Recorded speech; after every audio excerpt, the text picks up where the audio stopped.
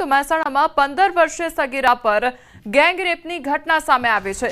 Visnagar city police station વિસ્તારની આ ઘટના સામે આવી છે। 6 યુવકોએ એક બાદ એક સગીરા પર દુષ્કર્મ આચર્યું। અલગ અલગ જગ્યાએ સગીરાને લઈ ગયા હતા।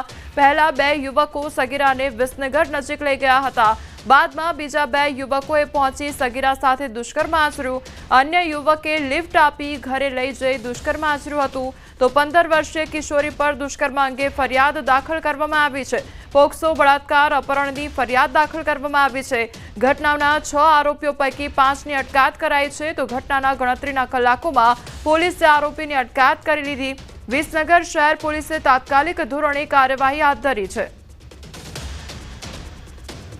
એણે કહેલું કે લગભગ 5 થી 6 જેટલા છોકરાઓએ એને અવારનવાર અવાવરૂ જગ્યા ઉપર લઈ જઈ અને અમારે એની સાથે બળાત્કાર કરેલો છે। એ હકીકતની તપાસ કરતા અમે તાત્કાલિક જે છોકરાઓ આમાં સંડોવાયેલા હતા એ છોકરાઓ પૈકીના અમે સૌપ્રથમ વિજય અશોકજી ઠાકોર, બીજા નંબરે પવનજી દિવાનજી ઠાકોર, રાજ ઠાકોર, સોહમજી સુરેશજી ઠાકોર, મકવાણા દેવાંગ અને મોદી પ્રકાશ, આ જે વ્યક્તિઓના એમણે નામ આપેલા છે એ તમામને તાત્કાલિક પકડી લીધેલા।